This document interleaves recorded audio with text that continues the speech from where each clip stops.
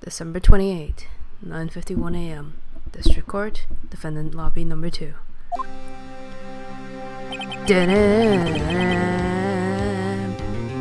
This is it, Judgment Day. Today, things are going to get settled at last. A lot of things. Ah! What's the big deal? Sorry, Nick. I only touched your shoulder. I guess the shock hasn't worn off from my run-in with the stun gun yesterday. Anyhow, today's the last day of the trial. Good luck, Nick. Yeah, thanks, Maya. Edgeworth is looking glum as always. I hope Karma doesn't push him too hard. Whoa! What are you doing? I'm sorry. I just thought I'd cheer you up with a pat on the back. Maya, maybe you should go outside and discharge. Right, good idea. Try not to electrocute anyone on your way out. What? Yeah, pal.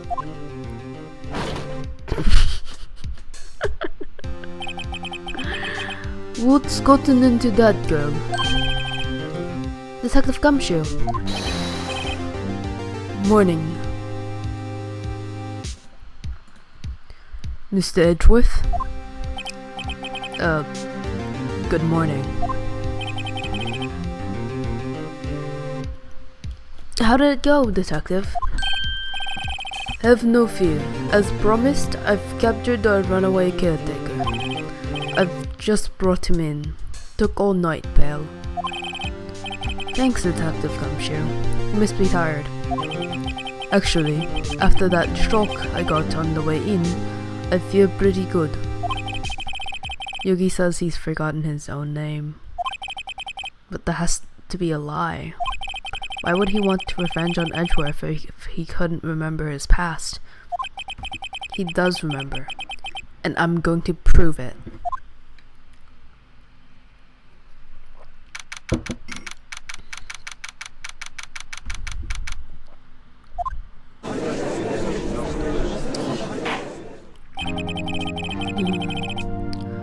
Court is now in session for the trial of Miles Edgeworth.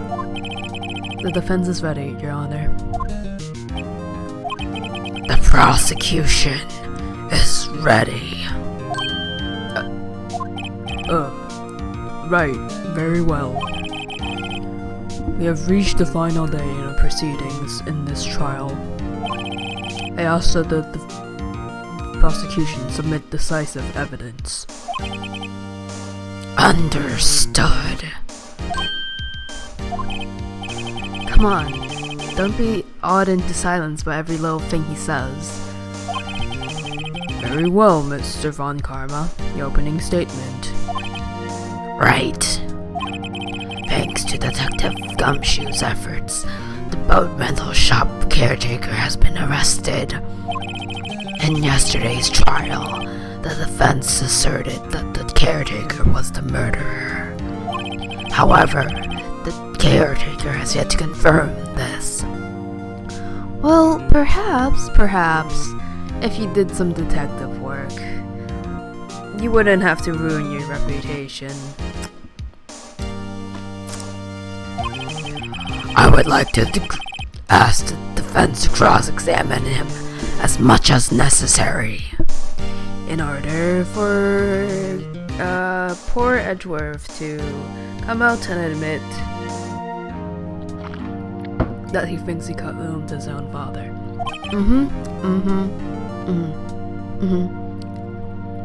We know your plan.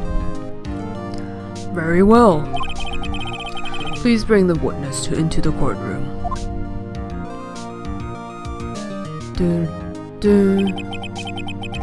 Ladies and gentlemen of the court, I believe you all remember our witness.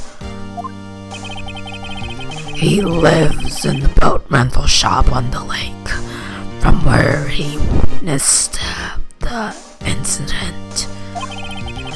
In addition, he has currently lost memory of his name and identity. Witness, why did you run away yesterday? The witness was not running away, as he will now testify. I see. Very well. Please begin your testimony.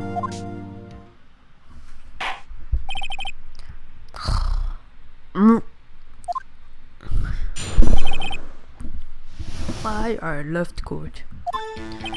I'm really sorry about just leaving yesterday like I did, but I wasn't running away or nothing. I went to buy some food for Polly, see. I figured I got nothing to do with this incident anyhow. I need one of those motive things, right? And I don't got one. So, my testimony yesterday stands as is. This guy.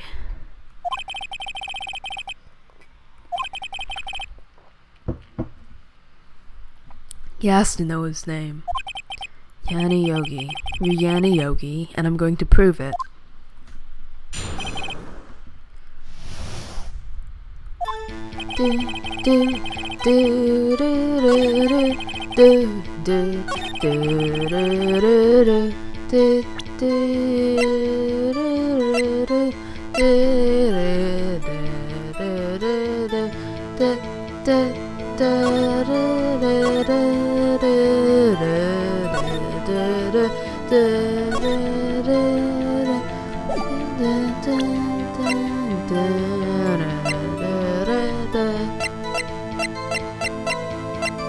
Okay, I don't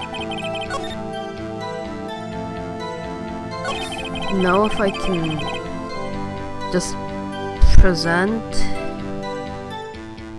something, or if I have to press. First things first, I have to prove this man is who he is. Do that and the motive will prove itself.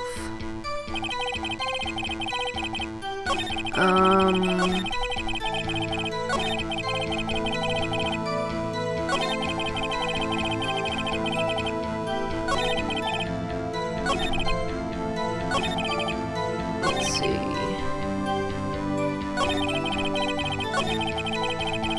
I think I have to press.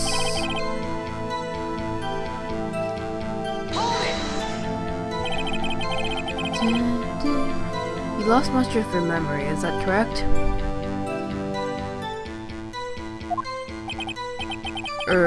Yep, seems like it. Then how would you know that you didn't have anything to do with this incident? Or maybe you lying about not having your memory, You know exactly who you are. The witness has testified quite clearly that he has no memory of who he is. If you claim he is lying, then show the court proof. How am I supposed to prove what's going on in that old quadru's head? That's impossible. I'm glad you've come to your senses, Mr. Wright. Very well, witness. Please continue.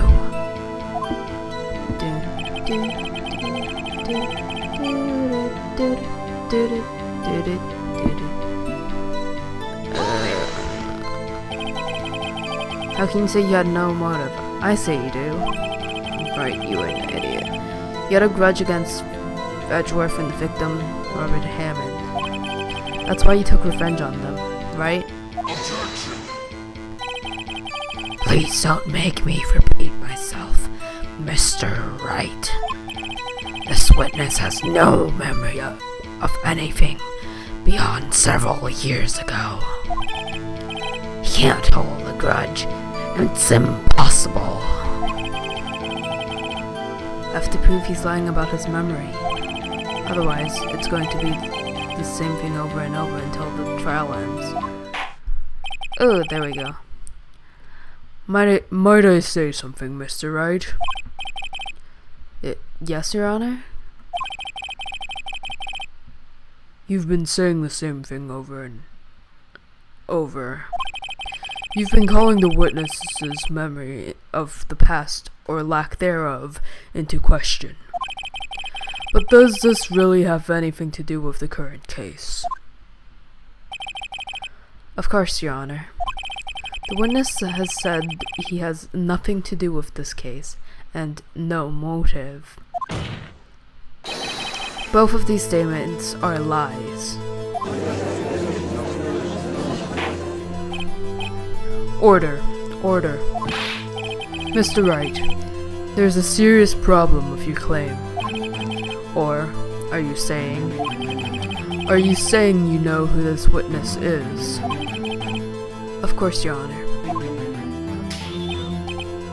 Oh ho! Now, this is interesting. I would like to know myself. So, who is he? Don't play dumb fun, Karma. Mr. Wright, please tell us this witness's name. His name is Yogi Yanni, a former court bailiff. Yogi? That name sounds familiar. Oh, Yanni Yogi, from the DL6 incident. It figures the judge would have heard of it. It was such a famous case. But what does that mean? Your Honor, if this man is Mr. Yanni Yogi, then he has a clear motive.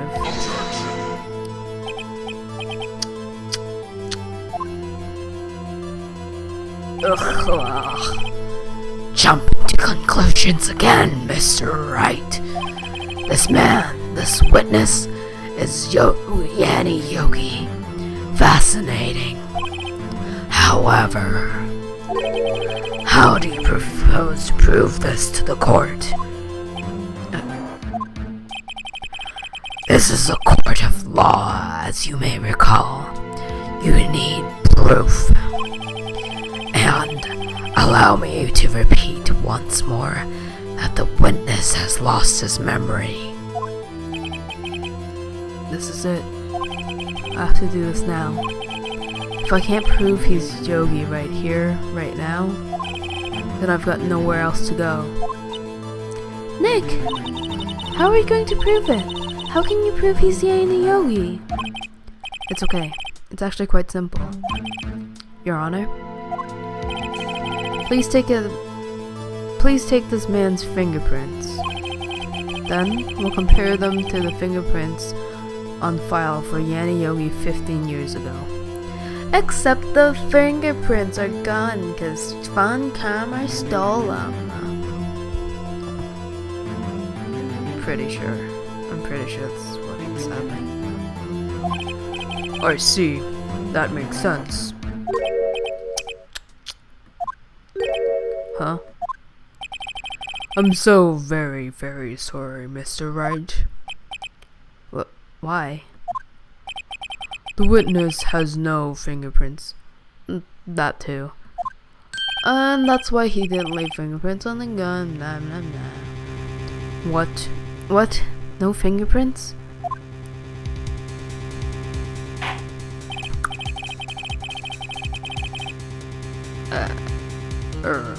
You see, before I worked as a caretaker, I worked at a chemical plant.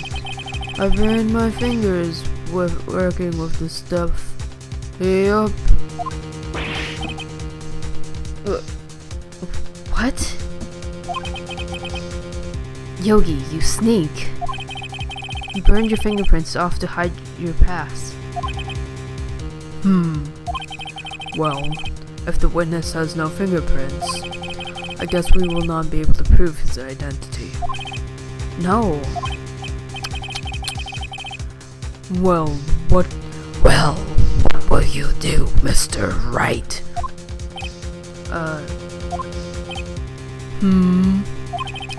It seems the case has been decided. No? No. I know what happened. I know everything. I just can't prove it. But no, I can't let it end like this. I can't lose. There has to be another way. There is no one who can testify as to who this witness is. No one. Nick, what are we going to do? I didn't even consider that he might have erased his fingerprints. What do I do? You do something stupid. Well, Mr. Wright, perhaps you'd like to cross-examine his spirit for a little comic relief. Yeah, very funny. You're a sore winner, Von Karma. Wait a second. Cross-examine his parrot? What is it, Nick? No, you're not going to... Your Honor? The defense would like to take Mr. Von Karma up on his proposal. Take Mr. Von Karma up? On my proposal? Exactly, Your Honor. I would like to cross-examine the witness's pet parrot.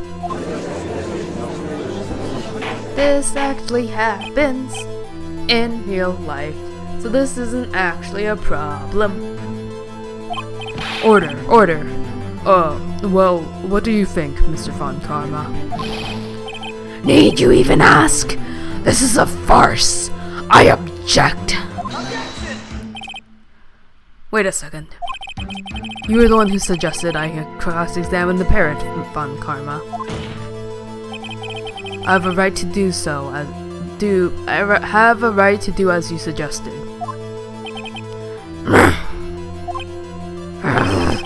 Well, if you're so desperate, then please be my guest. Of course, should you go through with this, and nothing comes of it, I hope you're ready for the consequences. Nick, this is crazy. Well, still want to go through with your little game. Let the parrot take the stand. I will cross-examine her, Your Honor.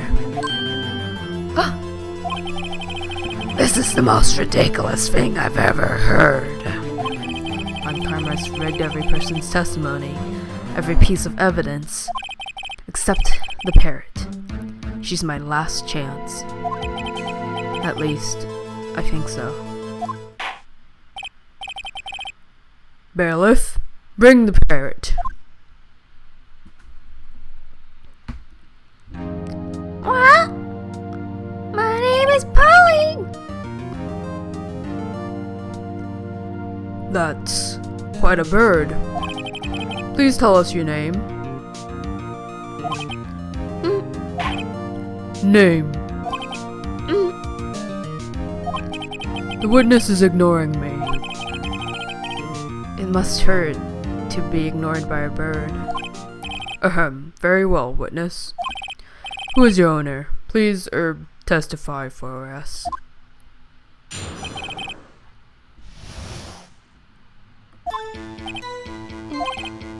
Hello. What?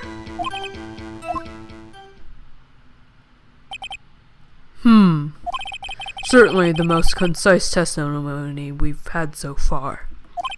Very well. Begin your cross-examination. Right. What are you going to do, Nick? I don't know. What do we do, Maya?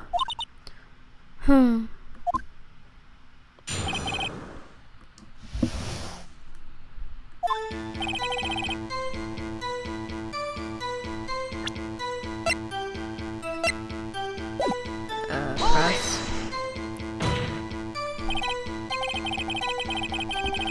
Witness, you can't just say hello and expect us to get anywhere. I want you to testify.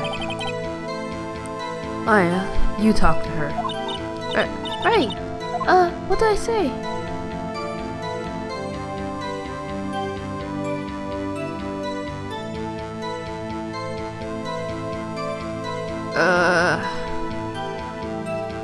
Yep.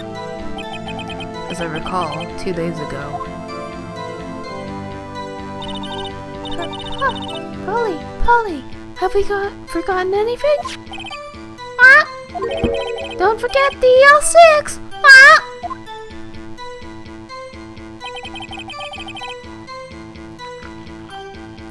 If I can get Polly to say that here, that will prove the caretaker has something to do with DL6. Polly, have we forgotten something? Hello, what? That's not what you're supposed to say. Forgot. Something we forgot. Hello, what? Uh-oh, it's not working, Nick. She won't say it. This is ridiculous. Why won't she say it? Something the matter, Mr. Wright. Wait. Don't tell me Von Karma expected this. He couldn't have retrained the parrot, could he? Did he train her not to respond when we asked if we'd forgotten anything?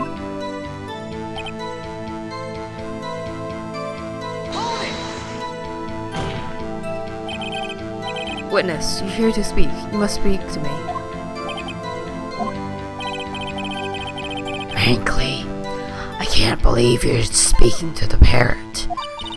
Well, I guess we should try to get some information out of her. You need to show the judge that her owner is Mr. Yogi.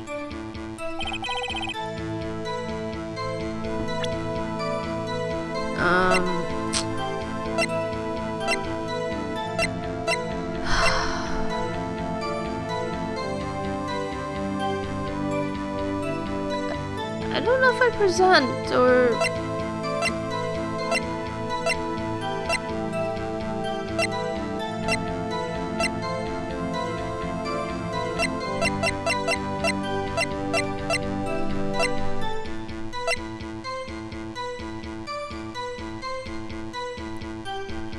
Okay. 2 options were, what is your name, and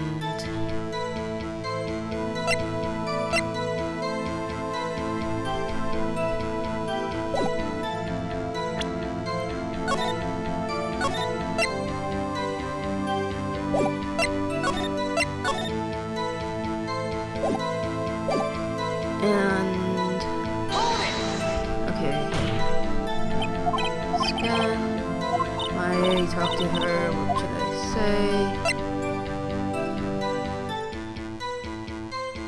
say? Those are both useless.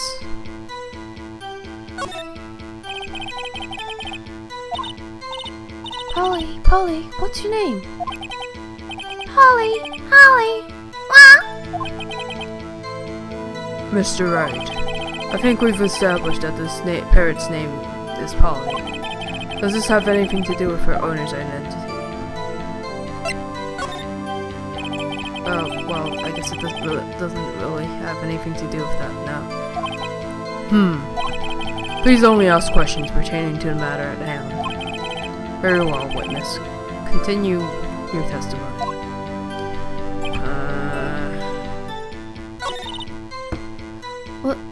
Well,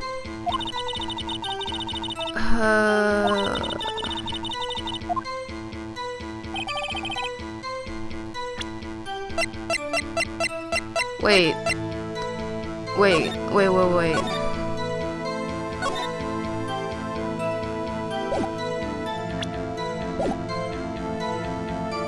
it does because her The wife's name was Polly. Okay. What's your name? Yeah, okay. Of course it does. Yes, it does. Ha! Fascinating. You claim that the parrot's name will prove her owner's identity? Then show us this proof. Nick, don't you think you're taking this bluffing a little too far? Listen. We're not here to answer the question of who is the caretaker. We're here to prove that he is Yanni Yogi. All we have to do is tie the name to Polly to Yogi. Your Honor, the proof that the parrot's name reveals the caretaker's identity is the DL6 case file. That's quite a large file you have there. Which page is the proof on then?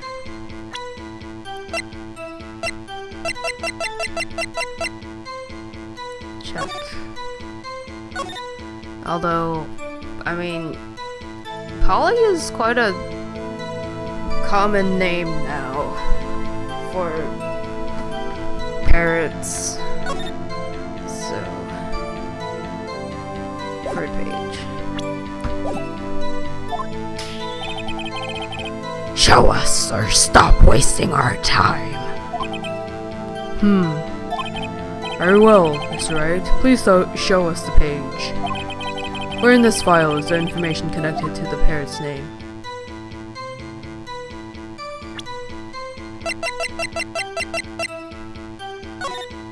Okay, summary, victim data, suspect data.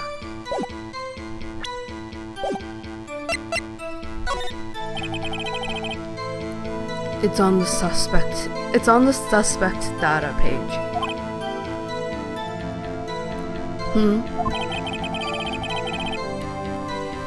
This page has all the information about Yanni Yogi. Right after he was arrested, his fiancée committed suicide. See? Indeed, it does say that, yes. What was his fiancée's name? Polly Jenkins. Polly. Exactly, Your Honor. He wanted to remember the name of his fiancée who had committed suicide. That was why he named his parrot after her. I see. I guess that is possible. A mere coincidence. That's all. My granddaughter has a dog he calls Phoenix.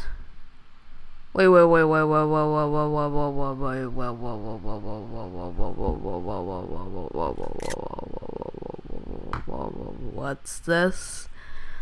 You have a granddaughter? What? I don't know if you're bluffing or not, but what? Well, Mr. Phoenix Wright, Does this make you my granddaughter's fiancé? She's only 7 years old. Indeed. Alone, this is a little weak for evidence in the trial murder. We would need some other corroborating evidence. Where am I going to find that?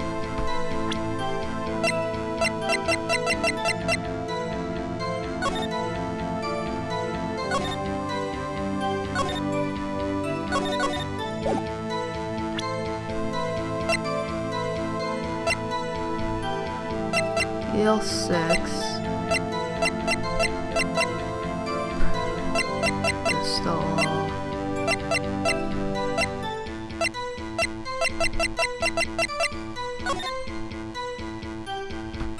12, 28, 21.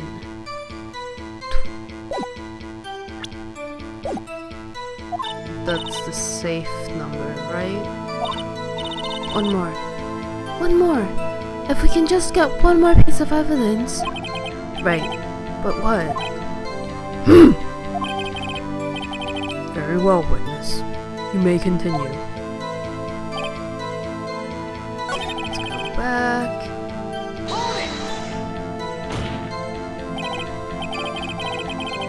Okay. Maya, go! It's a safe number. Maybe I'll get her to say this number of that safe. Huh? The safe? Why? Let's just try and get her to say anything, okay? Polly, what's the number of the safe in the shack? 1128! 1128! My, what a reckless parent. Well, Mr. Wright, you aren't claiming that the number has something to do with the caretaker. Actually, it does. That's why I had her say it. Ah, ridiculous. How can the number to a safe tell us who the caretaker is? Show us your proof. What could possibly link this number to the caretaker's true identity? Take that! The DL6 case file. It is on the first page, case summary. What is this obsession you have with this case?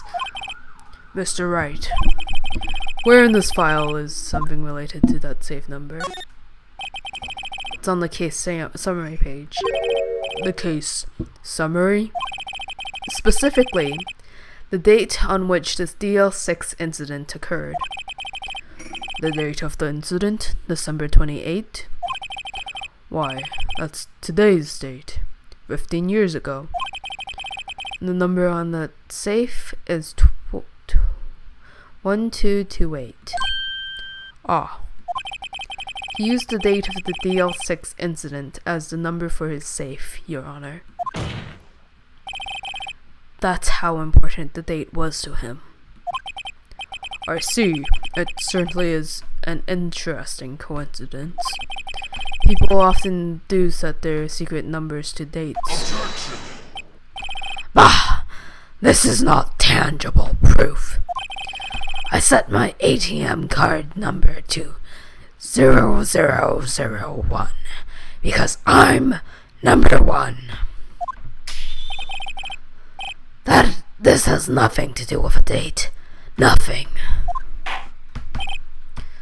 That's enough. I think we've reached a conclusion here. This is a mere coincidence, that's all. True, that is a possibility. However, two coincidences at the same time seems more like a pattern to me. What are you saying? Summon the caretaker of the bookshop. Immediately.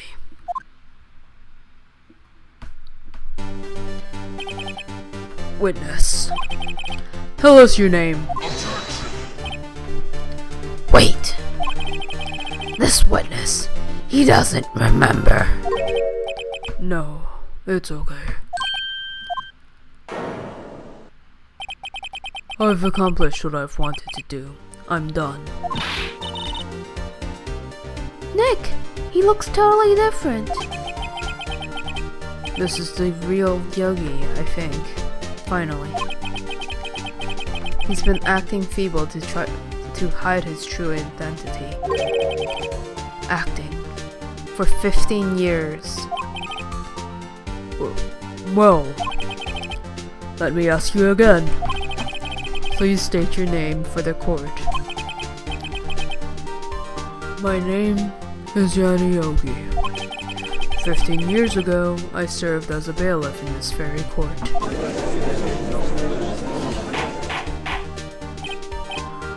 Order, order. Yanni Yogi. So was it you who killed Robert Hammond and tried to frame Miss Miles Edgeworth for his death?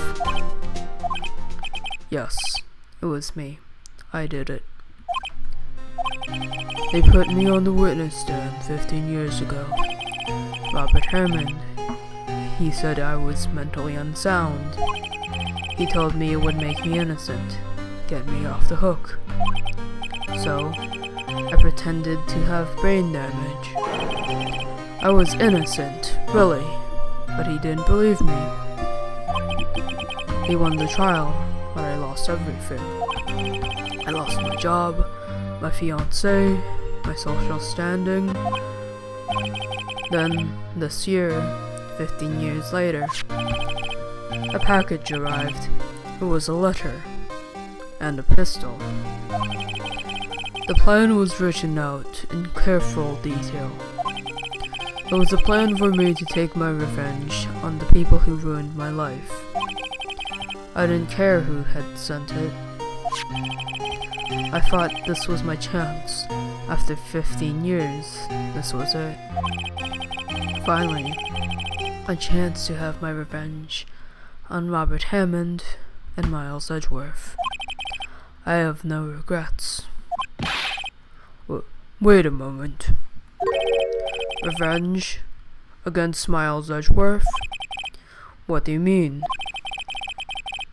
I'm not at liberty to speak on that matter. Why don't you ask Mr. Edgeworth yourself? Anyway, I admit it. I was the one who killed Robert Hammond. Von Karma. Where is Mr. Yogi? Under arrest, Your Honor.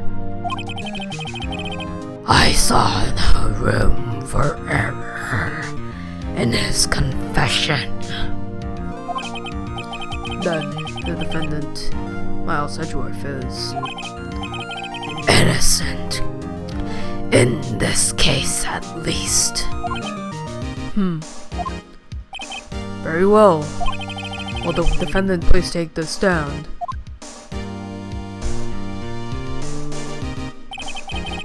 There are few mysteries left unsolved. Still, you are cleared of suspicion for this particular case. So I would like to pass judgment on the murder of Mr. Robert Hammond. Any objections? I don't believe it. Why isn't Miss Von Karma saying anything? Very well. This court finds the defendant, Mr. Miles Edgeworth, not guilty. Yay! Hurrah! Whoop-de-doo. That is all. This court is adjourned. Objection.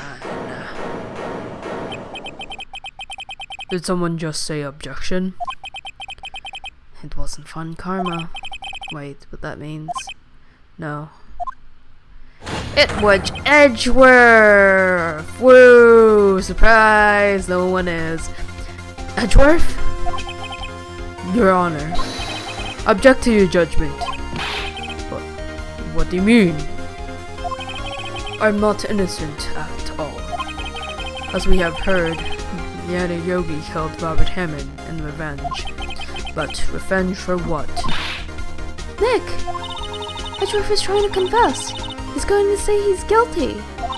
He's going to tell them he was the murderer in the DL6 incident. He's going to tell them he killed his own dad. Uh-oh, what'd I do? Leave it to Edgeworth. No, I'm sure Edgeworth thought about this one long and hard. This isn't my place to interfere. Nick, are you sure? There's nothing we can do about it. This is his problem now.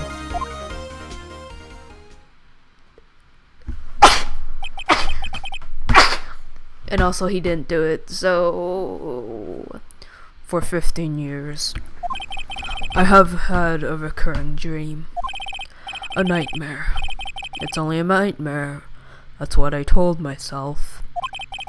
But now I know it wasn't a dream. Yanni Yogi wasn't the killer. You mean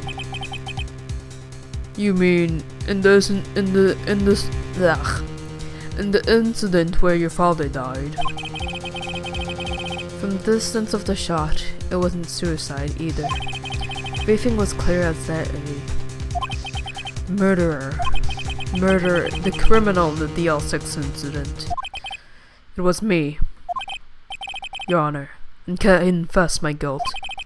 I'm guilty for DL6, the statute of limitations of which ends today. The culprit is me.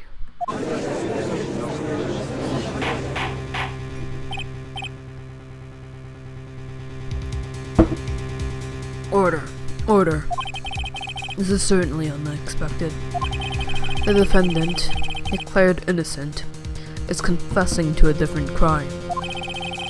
A crime for which the statute of limitations runs out today.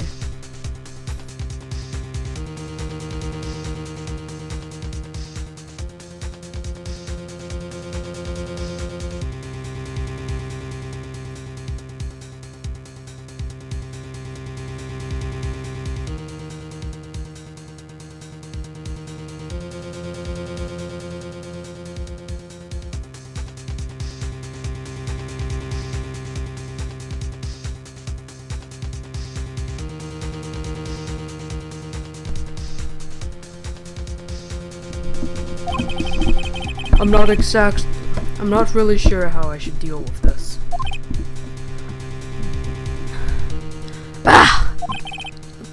It's obvious.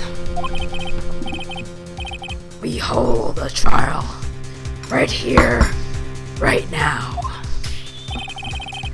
We try this man for his crime of 15 years ago.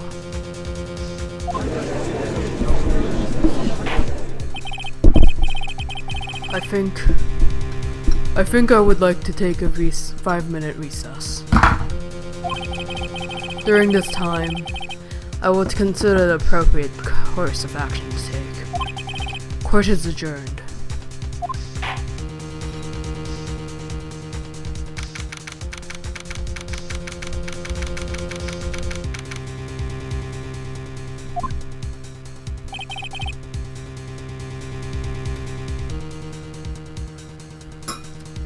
I'm sorry, right? I've just wasted all of your effort. Mr. Edgeworth, I just don't believe it, sir. I mean, you kill your dad? I didn't want to believe it myself, detective. But it's the truth. I deserve to be punished. Murder is murder, no matter what the circumstances. This is crazy, just crazy. Nick? What are you doing? Huh? Oh. I was just reading through the court record once more. I'm getting my case ready. Your case? For what? Huh? Isn't it obvious? I'm going to prove that Miles Edgeworth is innocent. Well, what are you talking about, Bao? He just admitted to it. He confessed that he did it. In court. I'm sorry, Edgeworth, but I don't believe your nightmare. What? It's just a dream. It's not real. The truth is right here in this court record. In any case, tighten your belts. The real fight is just beginning. I'll prove you're innocent. Trust me. Right.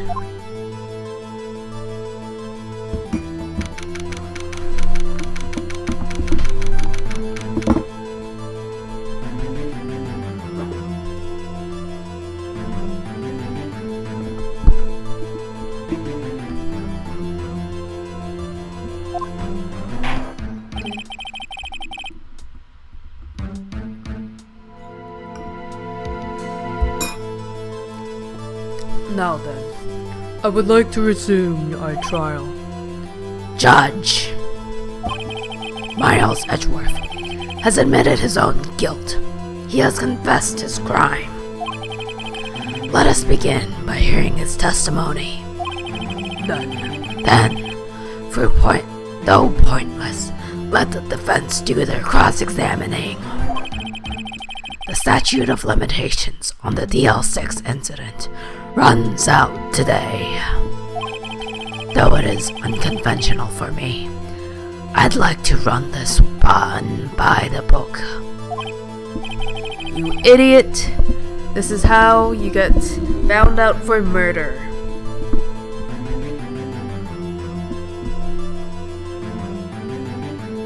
But so be it. No, Your Honor. Come on, Karma. You knew this was going to happen from the very beginning, didn't you?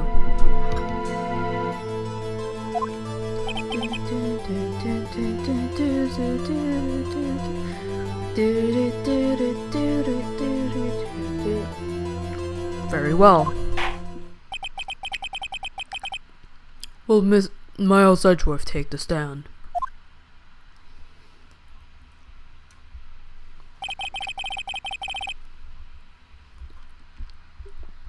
Will the witness state his name and profession? Miles Edgeworth. I am a prosecuting attorney.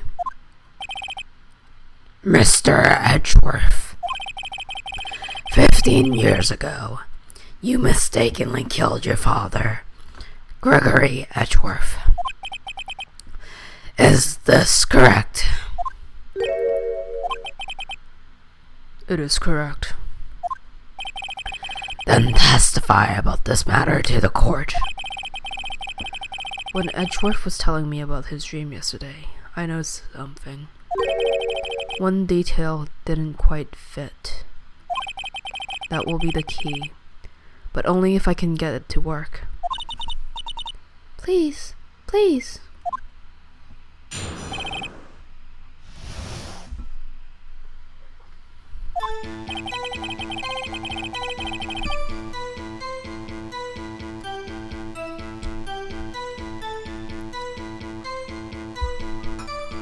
That day, I'd gone to the courtroom to observe one of my father's trials. As we went to leave, an earthquake struck, trapping us in the elevator. My father and Mr. Yogi lost their composure and began to argue. Just then, something heavy fell out at my feet. I picked it up and I threw it at Mr. Yogi. I wanted them to stop fighting. When a moment later, there was a single gunshot, then a scream. It was a terrible scream. I remember it to this day. That is all.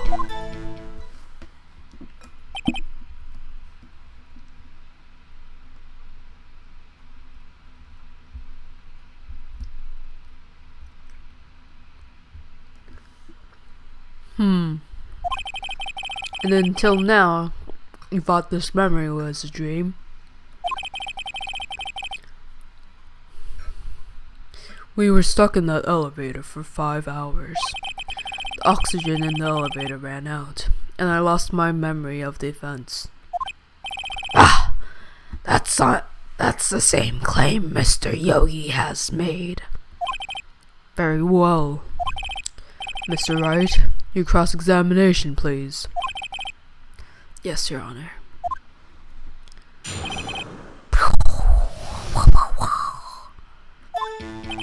Okay. Which bit is the off bit? Something heavy fell at your feet.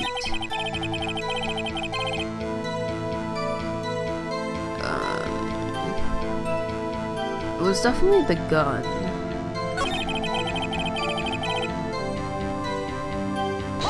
This bit. The gun fired once? Yes. I think.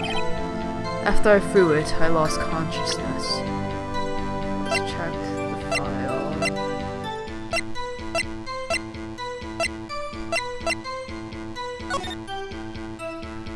Police found it on the scene.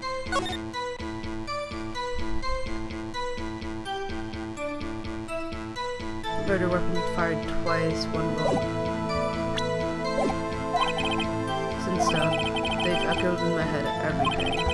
That gunshot and that horrible scream. The scream. Okay. Single gunshot. I think this is it. Are you sure you only heard one gunshot? Yes, I'm sure of that. I heard the shot and the scream. Then everything faded. I was unconscious until the rescuers came. I see. No, Your Honor. Unfortunately, you don't. Look at this file one more time. This plainly contradicts the witness's testimony. You do enjoy dragging out that file, don't you? I don't accept this evidence unless you can tell us what page it's on. The only page left. Look at the victim data on this file. It says quite plainly, the murder weapon was fired twice.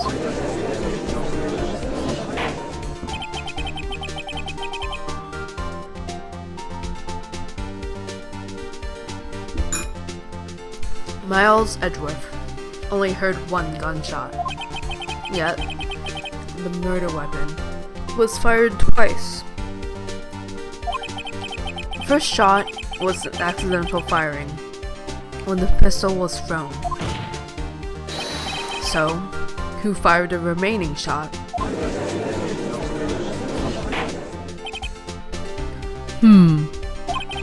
Was there perhaps a second shooter who fired that second shot? Absolutely!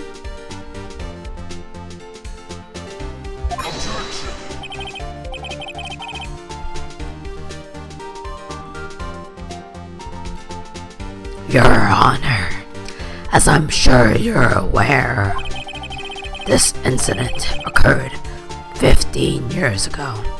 The evidence is dated. The pistol did fire twice. However, we do not know when the second shot was fired. It might have been fired the day before the incident. There is no proof that the second shot had anything to do with this incident. What? I see. You do have a point, Mr. Wright. The murder weapon was fired twice, as we have heard. One of those shots was fired by the defendant, a boy at the time. Do you have any proof that the other shot had something to do with the case?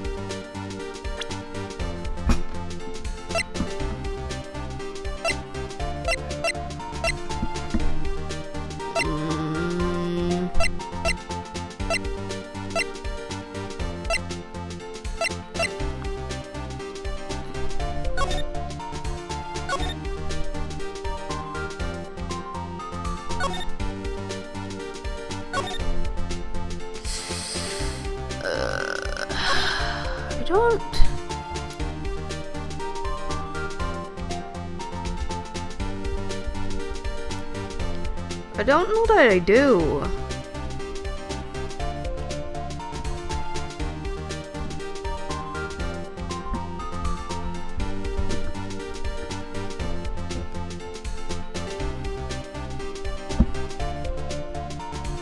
I know that it does. Because said bullet is in a certain somebody's body. But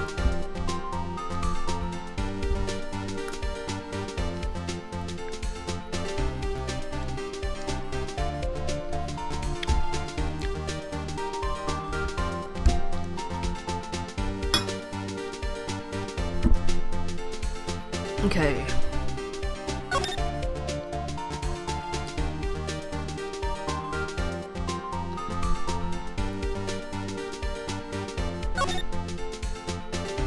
Trapped in the elevator. One bullet found in the heart. Murder weapon fired twice.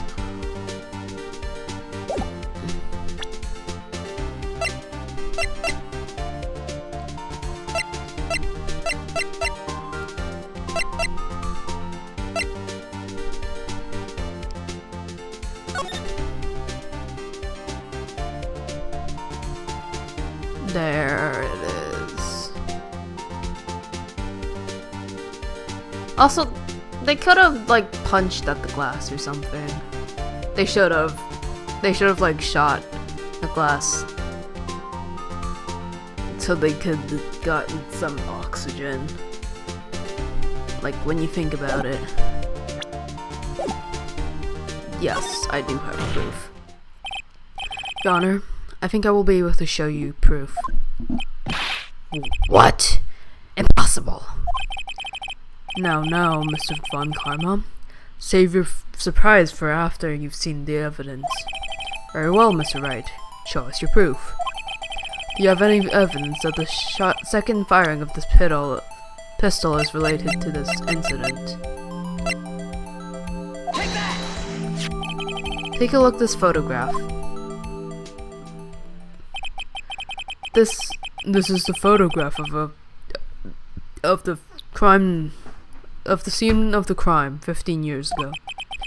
I can see that the victim lying there is Gregory Edgeworth.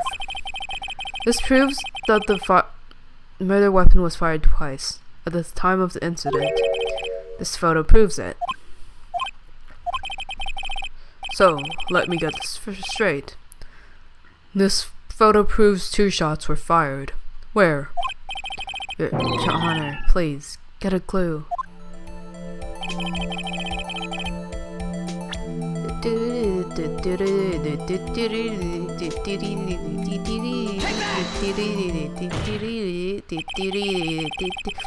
As should be obvious, the contradiction is here. I see. A bullet hole in the door. Your Honor, Gregory Edgeworth was killed by a shot from the pistol. Yet, there is also a bullet hole in the elevator door. We also know that the murder weapon was fired twice. Thus, someone other than Edgeworth fired that second shot.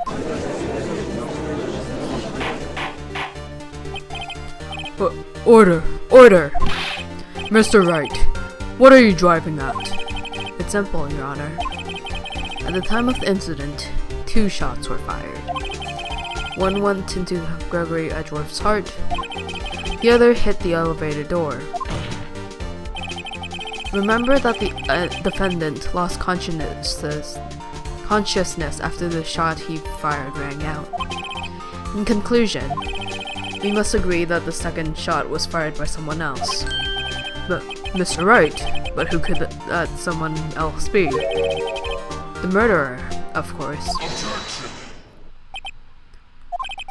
I knew I should have stepped in before your wild fantasies got out of hand.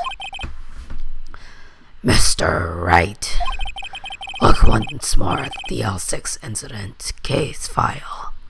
Look closely. Try the case summary page. The case summary. That's on page 1. Look what's written there. Not a single clue was found at the scene. 'Cause it's in your shoulder. Boop doop doop doop doop doop.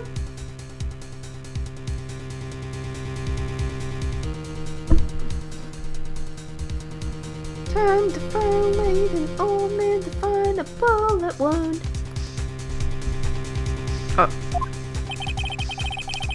If the pistol had indeed been fired 2 times, then the other bullet would have been discovered on the scene. He does have a point.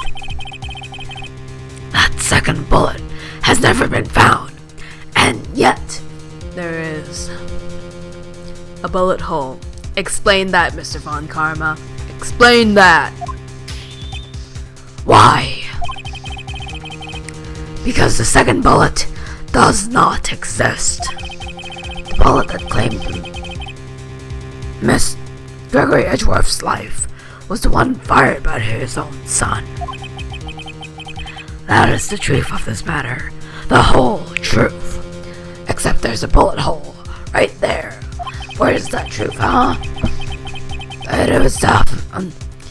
It was undoubtedly something else that made that bullet hole in the door. Yeah, another bullet, you nincompoop. Order! Order. I will have order. Mr. Wright has proven one thing to us quite clearly. That the murder weapon was fired twice at the time of the incident. However, as Mr. Von Karma says, the second bullet was not found. It's highly unlikely that the police merely overlooked this second bullet. So, all we have is the single bullet fired. I'm afraid I'll have to discount the defense's claim. I praise the judge for his wisdom on this matter. How could this happen? I don't believe that the second bullet didn't exist. Was I wrong? Have I been wrong about this whole incident? What are you doing, Nick? Why aren't you raising an objection? I'm sorry, Maya. What? It looks like I was wrong. Nick? If the second bullet wasn't there, then all my conjectures were for nothing. No! But you said you would do it, Nick. You said you'd get Edgeworth declared innocent. I'm sorry. It's just, when I saw the photograph, I thought that 2 shots had been fired.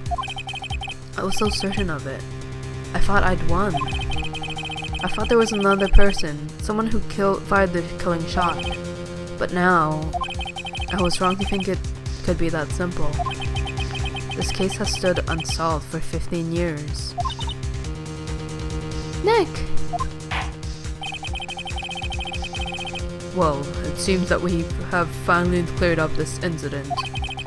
Only 1 bullet was found at the scene of the crime. That shot was fired by Miss Miles Edgeworth. Precisely. I would like to ask one thing of Miles Edgeworth before passing my verdict.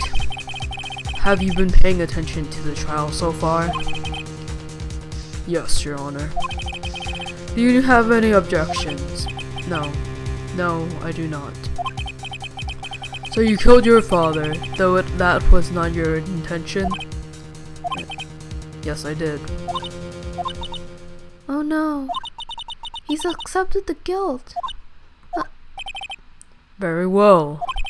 The statute of limitations on the murder of Gregory Edgeworth runs out today. Therefore, I must pronounce the verdict on the defendant today, right here. Right now. Indeed. Does anyone have any objections? I've been here before. It's just like my first day in court. There's so many things I should know I should be saying. But my mind's gone blank. I can't find the words. Mr. Wright?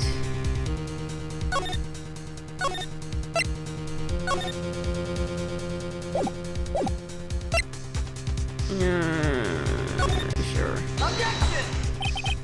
Your Honor. I object.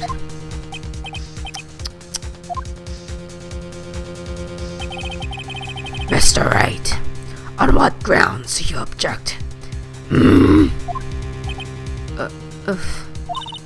Nick? I don't know. His case is perfect. Oh no. Grah. It must exist. The second bullet. What? What did you just say? Nothing. The second bullet must exist? But where? Someone took it. It seems waiting is not going to produce any answers from Mr. Wright. Wait, Your Honor. The second bullet. It, existed. What? Well, we have just heard proof that it does not exist. I realize that, Your Honor. I'm really grasping here. It's just someone took it from the scene of the crime. That's what happened. But who? The murderer. The murderer? And tell us, just who is the murderer? I'm still thinking about that one. So the criminal took the second bullet. But why? Huh? First of all, how would they have found it?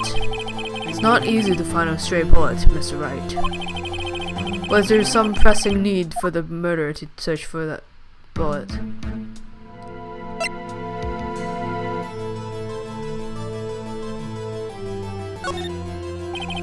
Why would the murderer have spent the time to look for that stray bullet? I haven't got a clue.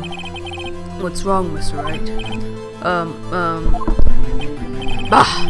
The murderer had no reason to take that bullet. You don't want to admit it, but it's true. Had to take it. Had to take it? The murderer? What does that mean? You're thinking too normal. Think crazy. Don't think why the bullet was taken. Think why the bullet had to be taken. Mr. Wright? Yes, Your Honor. I have no idea what I'm doing. Well, the murderer had no intention of taking the bullet from the scene. But, the murderer had to take the bullet. Had to, Mr. Wright? What do you mean? Well, for instance what?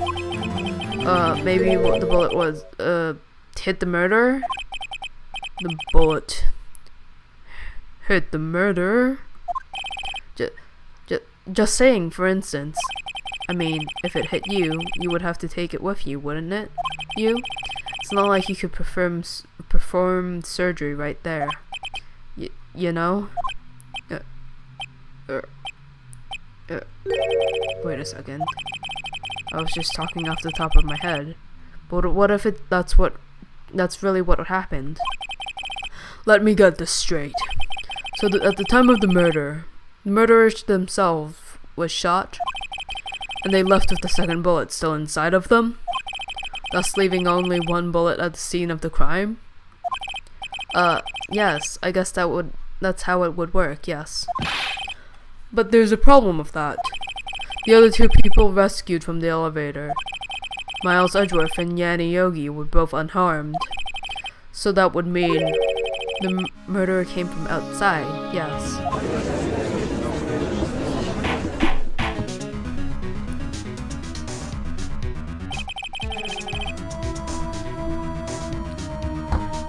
The two men fight inside the elevator.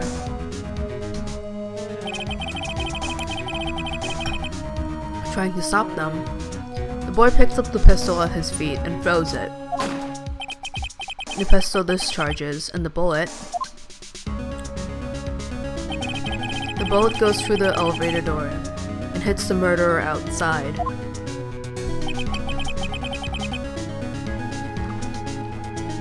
The boy loses consciousness. Then the murderer opens the elevator door and sees the men inside.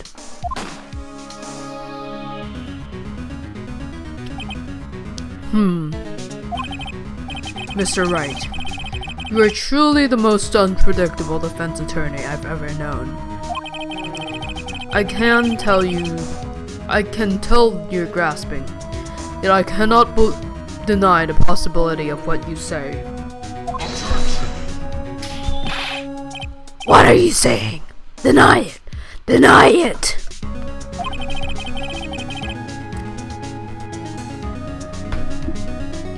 No one involved in the incident was wounded. There was no murderer. No one was wounded at the time of the incident. He's right. I can't think of anyone. Hey, Nick. Huh? I just thought of something really crazy. Crazy? Remember what Mr. Grossberg said yesterday? Gregory Edgeworth was still. Nope. Gregory Edgeworth. No. Ahem! Ahem! Gregory Edgeworth dealt a blow to his perfect trial record. Wow. It must have been quite a shock for Von Karma. He took a vacation for several months after that, you see? Yes, an unusual event for the man. That was the first and the last vacation he's taken in his many years of prosecuting. What if Von Karma didn't take that vacation because of shock? But he took it because he was injured. Which would mean It could only mean one thing. he was a murderer in the DL6 incident. He was the man who shot Gregory Edgeworth. It was Von Karma. Oh man. Something wrong, Mr. Wright? You seem dazed. No, Your Honor. Well, you have indicated the possibility that the murderer came from outside. Can you give us the name of your suspect? Uh-oh. Should I come out and say it now?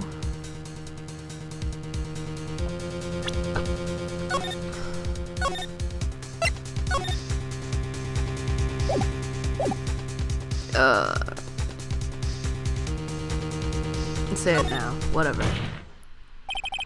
Your Honor, there is a suspect. One lone suspect. Well, this is certainly interesting news. Very well, Mr. Wright. Who is your suspect? My hands are shaking. But what? Von Karma. Von Karma?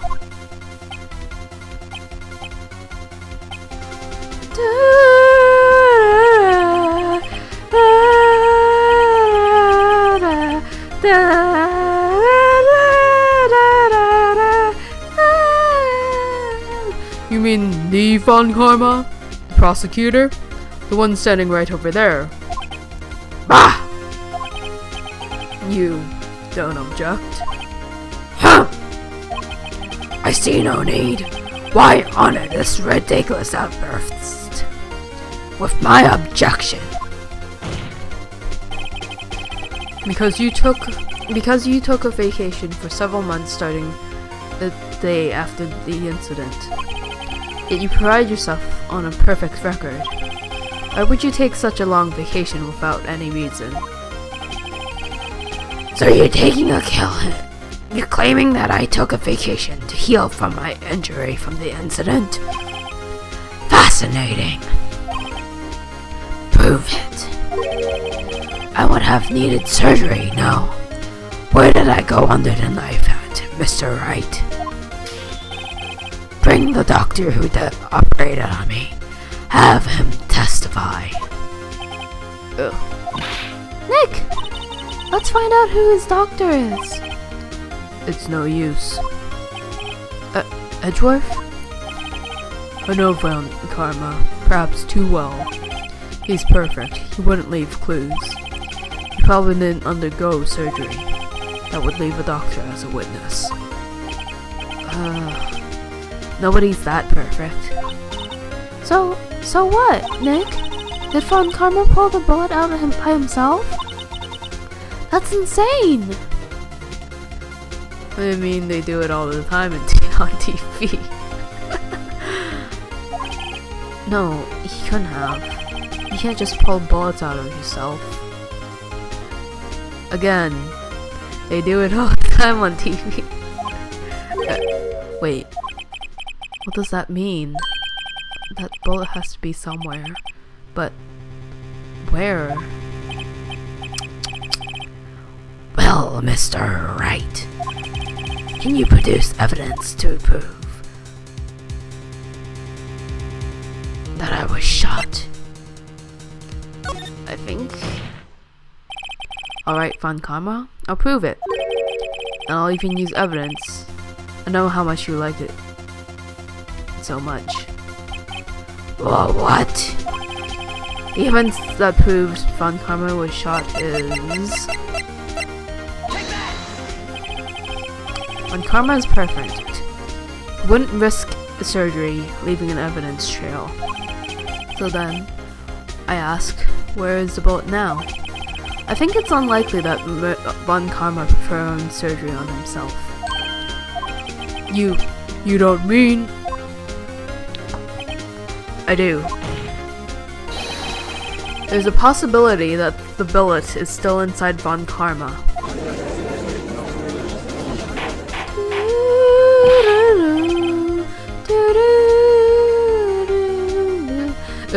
Is that even possible for all these years? Well, there's only one way to find out. We could use this metal detector. Well, Von Karma, I'm going to run this over you and see what we find.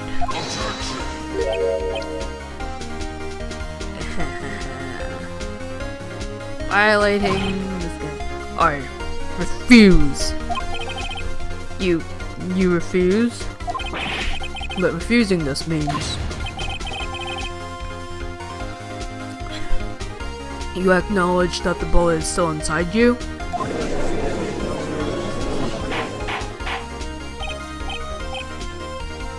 Order. Your Honor, the defense requests that we be allowed to use the metal detector.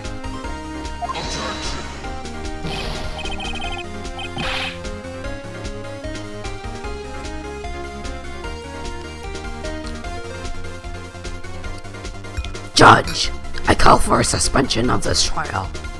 This is an invasion of privacy.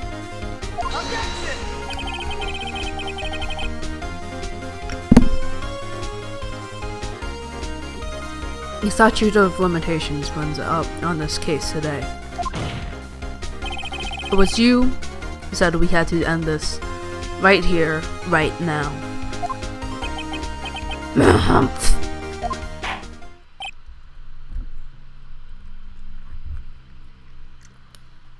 Enough. I permit the use of the metal detector. Mr. Von Karma, you will submit yourself to testing. Nick, what does this mean? I don't know, but we have to give it a shot.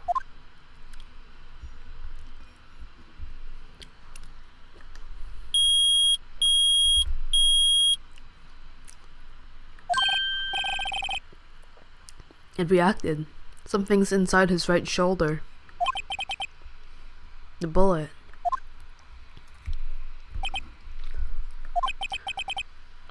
Mr. Von Karma? You. It was you. I was afraid this would happen. So, I remained silent. Indeed, there is a bullet in my shoulder. However, it has nothing to do with this incident. What? I was shot in the shoulder long before the DL6 incident. I claim that the bullet in my shoulder has no relation to DL6.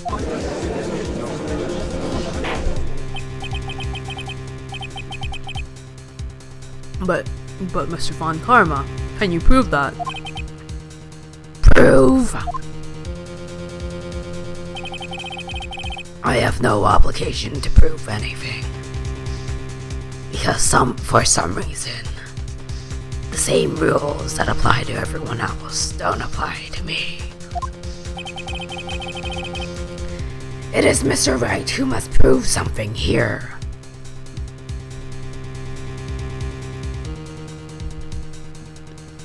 I mean, all those poor defendants who had to prove that they were innocent.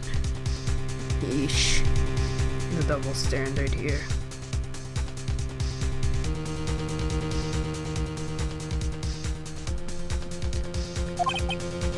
Not I. Mr. Wright? Well, can you prove it? Can you prove that the bullet in Von Karma's shoulder was from DL6? Of course he can't. He no longer has the files, cause I stole them all. You don't have any of the DL6 evidence. That's because you took it out of the records room yesterday.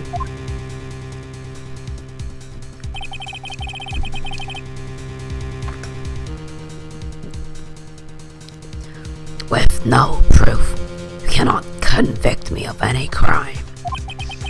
So sorry, Mr. Wright.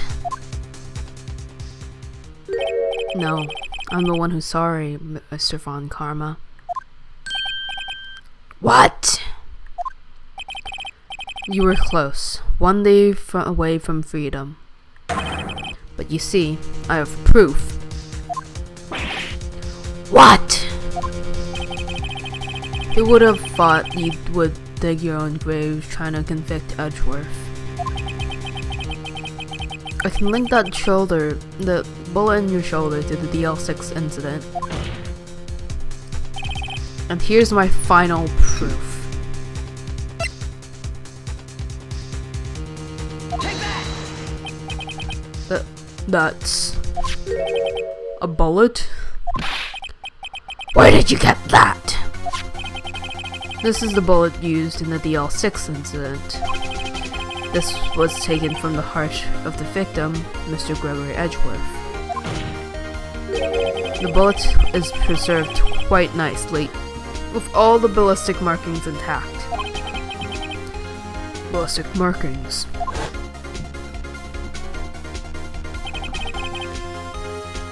You may recall the term. It came up in the first trial 2 days ago.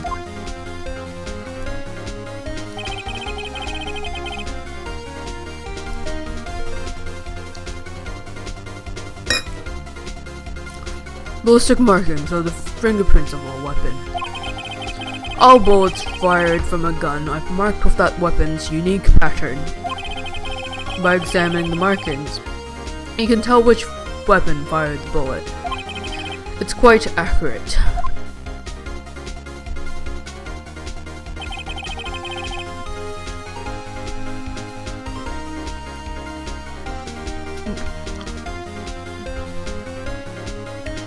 We have 2 bullets in our possession.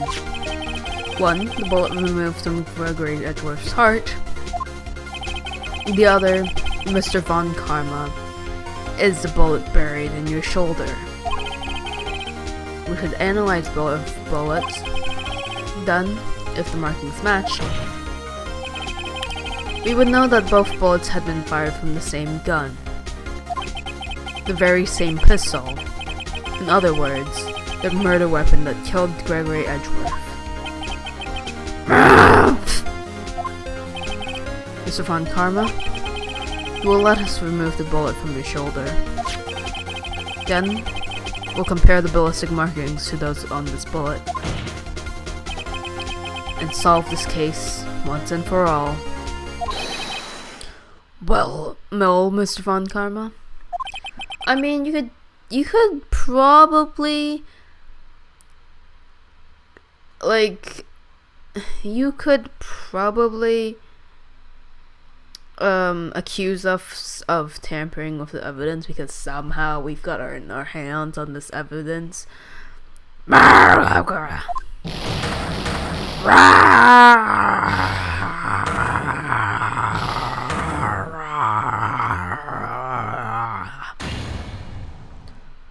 That scream.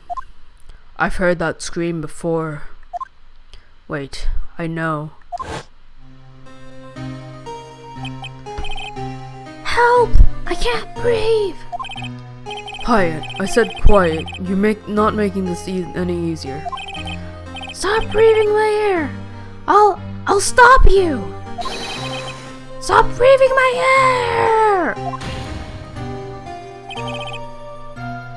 Get away! Get away from my father!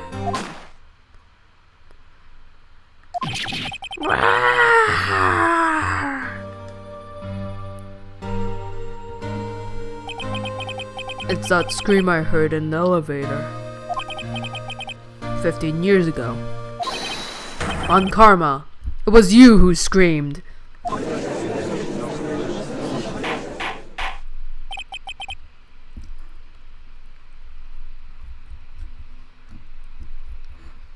Mr. Von Karma.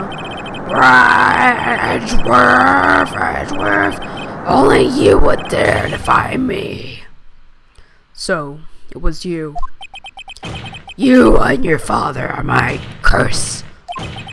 Your father shamed me with a penalty on my record. And you left a scar on my shoulder that would never fade. I'll bury you.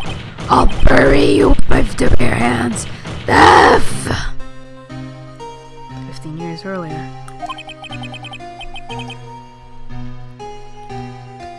Chief Prosecutor, I'm sorry.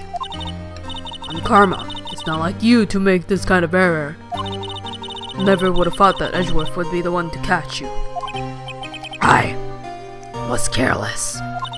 I'm sorry, but you will have to be penalized. I've covered for you in the past, but not this time. Edgeworth!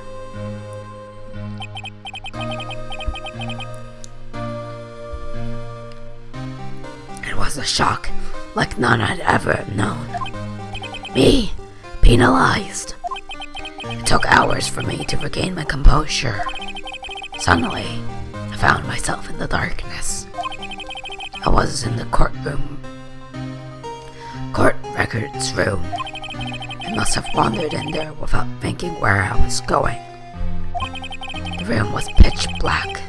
The lights must have gone out. I went into the hall and felt my way to the elevator. I pressed the button, but nothing happened. Then, there was a noise. I was in pain.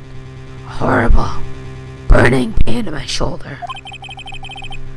Just then, lights came back on. The elevator door opened before my eyes.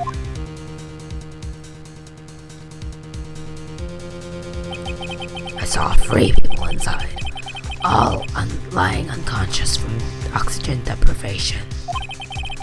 Much to my surprise, a pistol lay at my feet. I knew then it was destiny.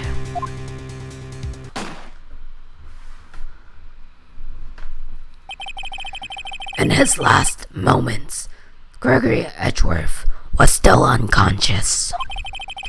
He died, no ever knowing who had shot him.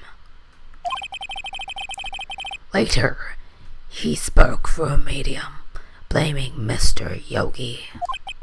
He was fooled. It was a perfect crime.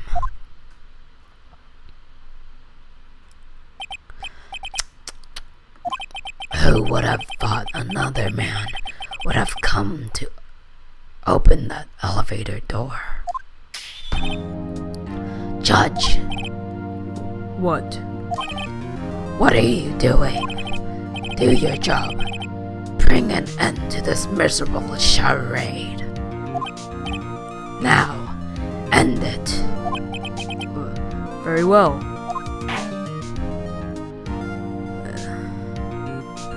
And may I never have to use his voice again.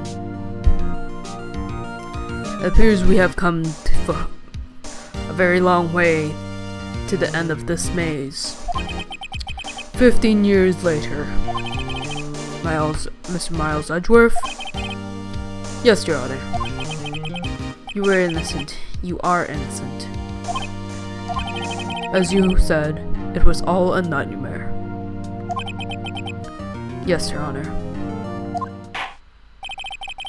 This court finds the defendant, Mr. Miles Edgeworth, not guilty.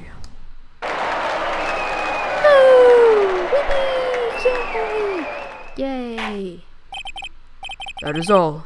This court is adjourned. No more Von Karma voice. Woo, woo, woo! It's the worst voice to have to, well, voice. And Toby number 2.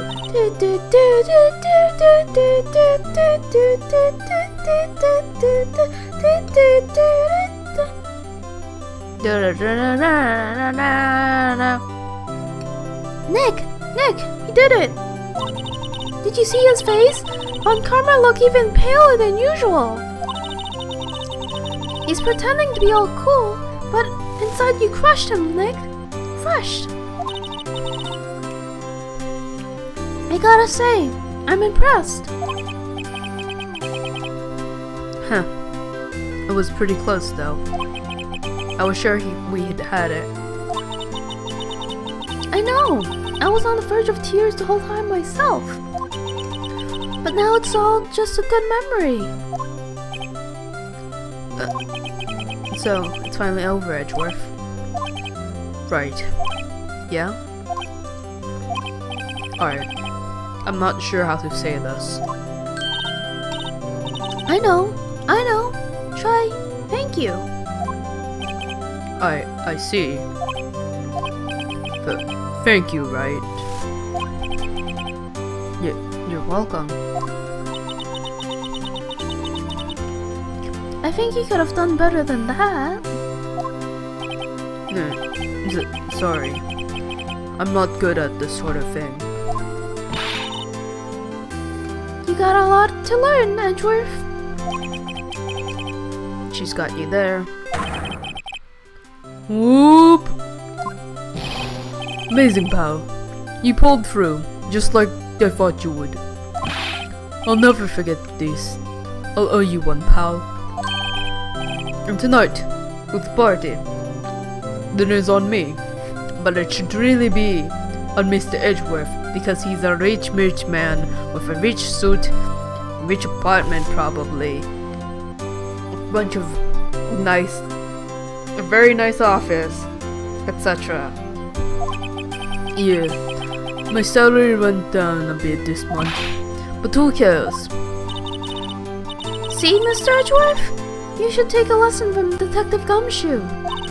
That's how you say thank you. I see. Or, pay your attorney bills. Ahem.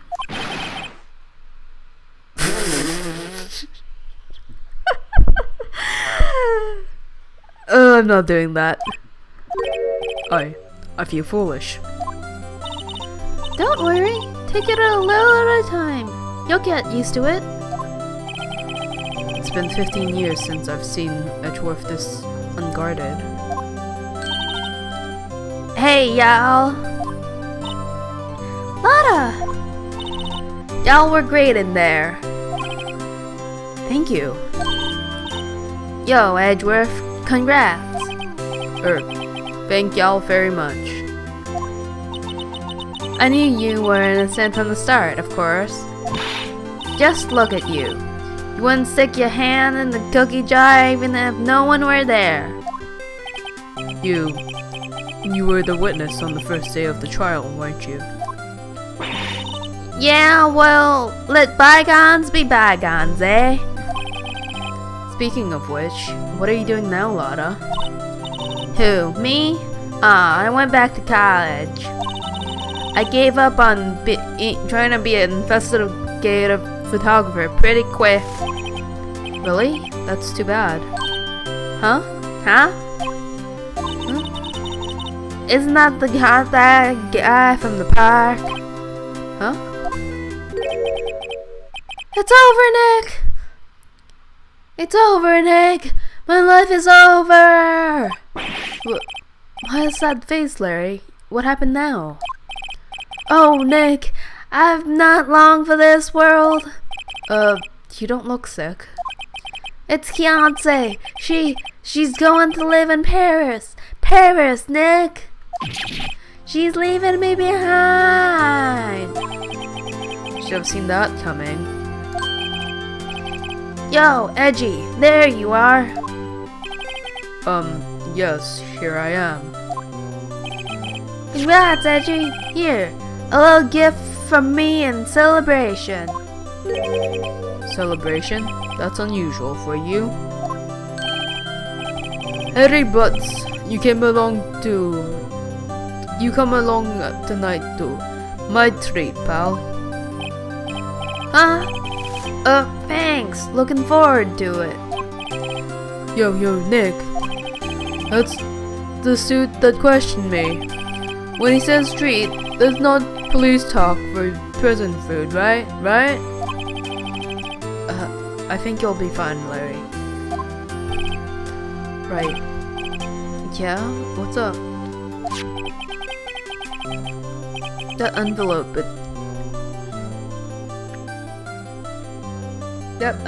that Larry gave me. It's got money in it. Well, yeah, that's strange. People give money away to celebrate sometimes. It's $38, right? Huh, what a weird amount. I mean, it's not little, but it's not a lot either. $38 exactly? Nick! Inflation, Nick! Inflation! $38 15 years ago isn't $38 now. Wasn't that exactly the amount of lunch money that was stolen from Mr. Edgeworth in school? $38? No. No! Larry, it was you! What are you so surprised about, right? Huh? Larry was absent that day from school, right? But that doesn't automatically rule him out as a suspect. What? Think back to that day 15 years ago. Larry took the day off, but he was bored, so he came to school anyway.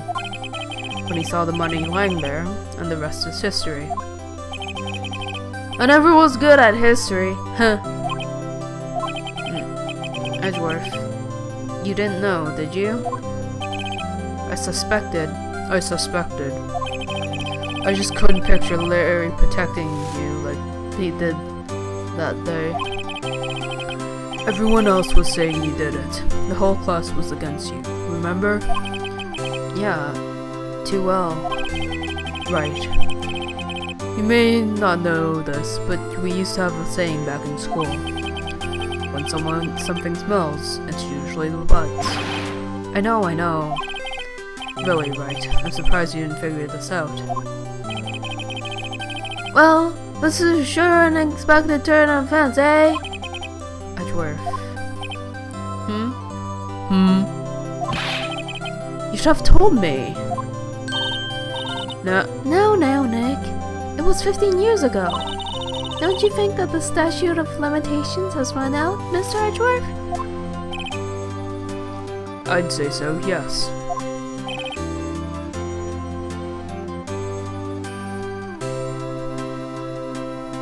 There you have it. where does that leave me? I became a defense attorney because of what you two did. Well, you have always been something of an insufferable emotionalist.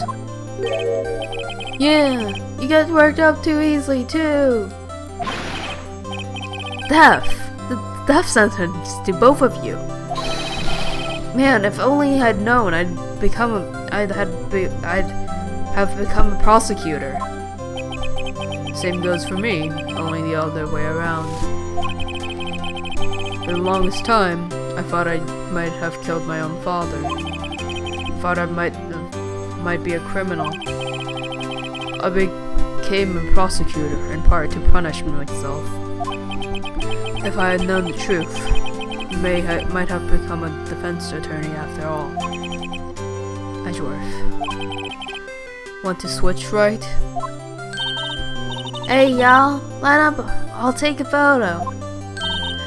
Hey, photo time, let's go. And after that, dinner on me. No, dinner on Edgeworth. Cause he has more money.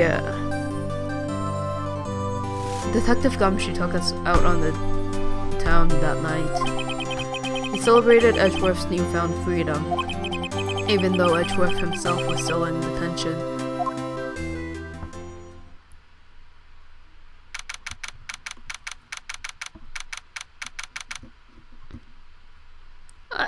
Yeah, I guess that kind of makes it kind of hard to celebrate with him. Yeah.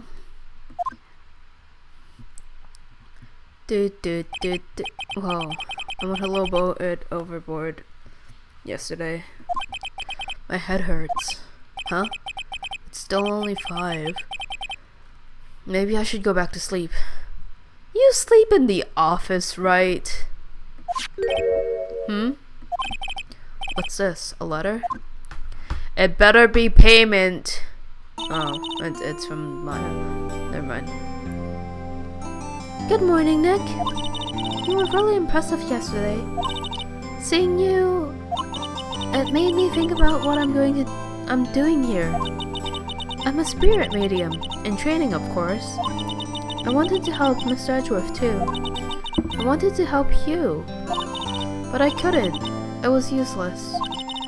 So, I've decided to go back to my training. I'll become a full-fledged spirit medium, for starters. I couldn't say it to your face, so I left this letter. Goodbye, Nick. Goodbye? What time is it? God. The first trains for the mountains have already left.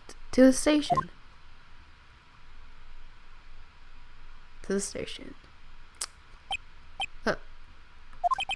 I guess I'm too late. Hey! Nick! Maya. So, you leaving? Yeah. It's hard being a spirit medium who can't talk to spirits. And I think you'll do just fine without me, Nick. Be good, okay? Hold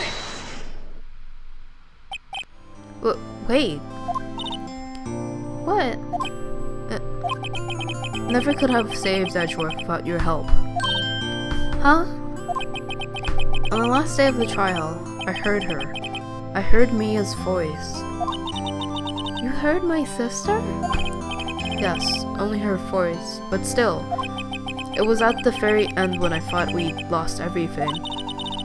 Well, that's my sister for you.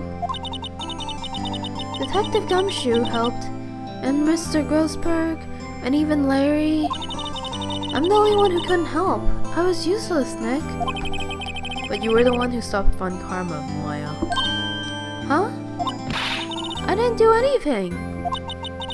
All I did was wander around in a daze. Sorry, but I have evidence that you helped. Evidence? Show Maya some evidence to cheer her up. Uh.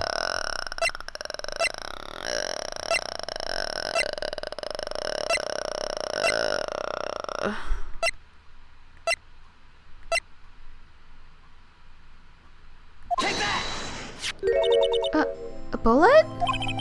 When Karma was convinced he'd taken all of the evidence pertaining to DL6, but you were the one who rescued the last piece of evidence we needed. This was the bullet that put an end to Von Karma, and you were the one who gave it to me. Nick. Thanks, Maya. I couldn't have done it without you. I'll be back soon. Huh? I'm going to complete my training, and come back. Okay, I'll be waiting. Of course you will. You can't run the office by yourself. You're hopeless. I don't know about that. So, this is it. See you soon, Maya.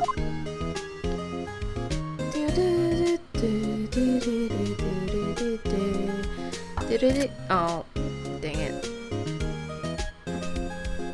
Thanks, Nick. There we go. And so my story ends. Time to turn a new page. And say goodbye to the novice defense attorney that I once was. Now new story begins. The same old crazy cast of characters. Ha! Don't you think you've graduated yet, amateur? That's right. Perhaps you'd like to rethink that claim. Yes, Your Honor. Uh-oh. The bad feeling about this. Do-do. Credits.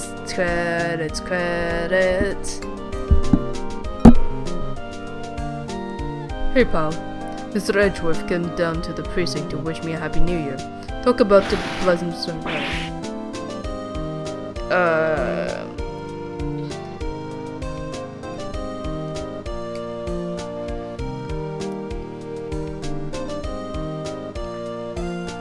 I won't read these, I'm not fast enough.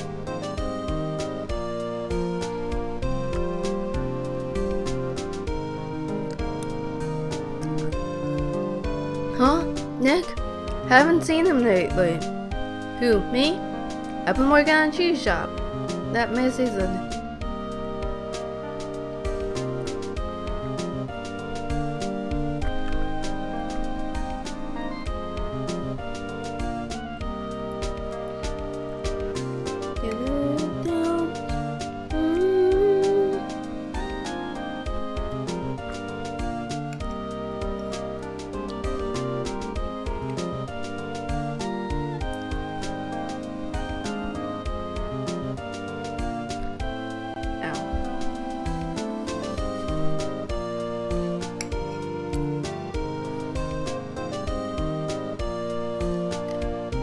Ooh, bellboy.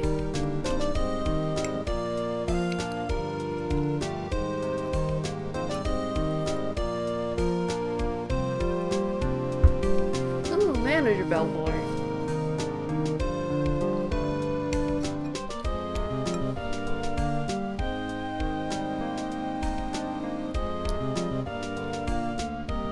Ahem.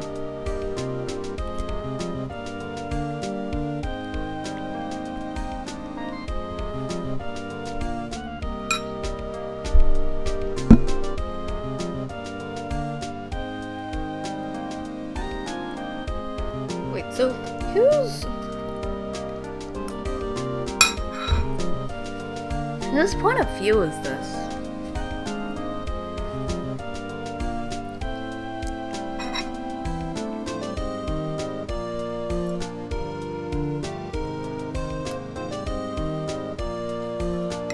He was going around questioning all these people about Phoenix Wright.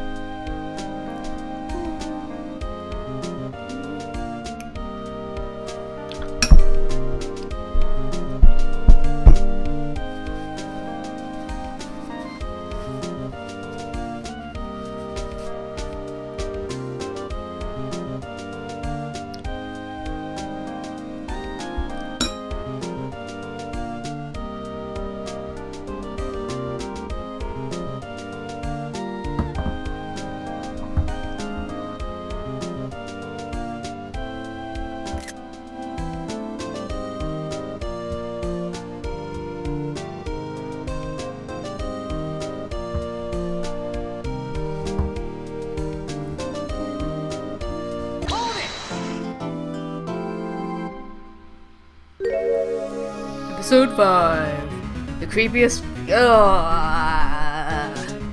I am not fond of the Blue Badger. Nope. Nope. Get that thing out of here. This is also the best. Cause it has a sky, but yeah.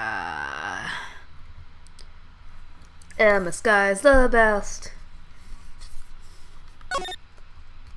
And she's the reason why I wanted to become a forensic scientist when I grew up. I have not become a forensic scientist because well, there we have it. Credits have rolled for the first game. I mean, even though there's a whole fifth episode. This will have to wait until next time. Thank you very much for watching. Have a nice day. Bye.